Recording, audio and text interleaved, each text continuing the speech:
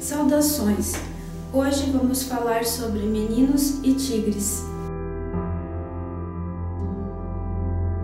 Há alguns dias, um fato trágico ocorrido no zoológico da cidade de Cascavel, no interior do Paraná, tem chocado muitas pessoas. Há comentários sobre o que de fato aconteceu e qual é realmente aquela responsabilidade. Entretanto, apesar desse fato ser trágico, é importante que nós façamos uma análise sensata sobre qual é a responsabilidade da existência dos zoológicos e qual é o grau de realmente respeito entre os seres humanos e os animais.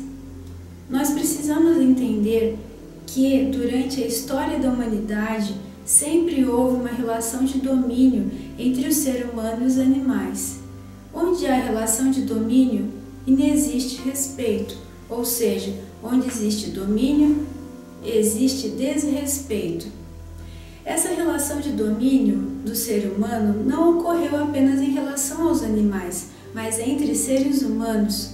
Os seres humanos criaram situações como escravidão, serventia, desrespeito entre gêneros e tudo isso baseado na falta de respeito. Então, analisando esse lado conceitual de domínio e falta de respeito, de quem é a responsabilidade de uma tragédia dessa magnitude? Precisamos analisar. Muitas pessoas têm dito: a culpa é da existência dos zoológicos? A culpa é do zoológico em si? A culpa é do pai? A culpa é do tigre? Certamente que o tigre é vítima. Ele foi retirado do seu habitat natural, estava ali sem nenhum tipo de possibilidade de desestressar, possibilidade de viver naturalmente.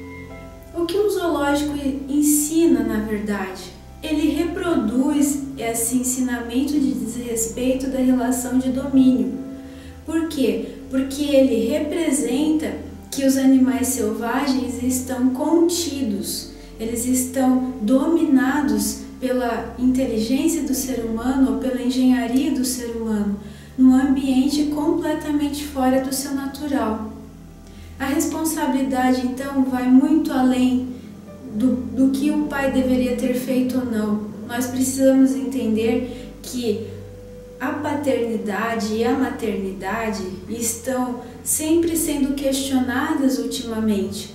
A paternidade e a maternidade têm uma responsabilidade que não é apenas do momento do perigo, mas uma responsabilidade que surge e é constante a partir do momento que os filhos nascem. Esses conceitos naturais de convívio social estão atualmente sendo muito visados e precisam ser repensados. Existe um filme muito interessante chamado Entre Meninos e Lobos. Nesse filme existe a problemática de um garoto que foi abusado sexualmente quando criança. Ele estava numa situação de vulnerabilidade também pelo fato de não ter sido realmente orientado em como evitar aquele problema, aquele perigo. Ou seja, falar sobre meninos e lobos, sobre meninos e tigres, é falar sobre como evitar problemas, como evitar riscos e, principalmente, o respeito. Quando se fala em respeito, não só apenas em relação às regras de convivência, às regras de uso de um espaço, às regras de uso de um espaço perigoso como é estar perto de uma cela de um animal selvagem, mas todos os perigos do dia a dia. A nossa sociedade não está preparando as futuras gerações para enfrentarem os perigos reais. Muitas vezes, o nosso estilo de vida extremamente virtual, apesar de que essa mensagem é passada por um veículo virtual, mas muitas vezes esse estilo de vida virtual, o estilo de vida no qual você protege demais a sua cria sem estabelecer uma conscientização de que a vida é realmente perigosa, faz com que sejamos muito mais propensos a ataques e a sermos vítimas. Mas o que tem a ver tudo isso? O que tem a ver animais o que tem a ver o comportamento das crianças em relação aos animais. Esse assunto é tratado basicamente para acrescentar um pouco mais de debate, né, nesse tema, para que as pessoas se sensibilizem sobre alguns conceitos imprescindíveis para uma vida harmônica.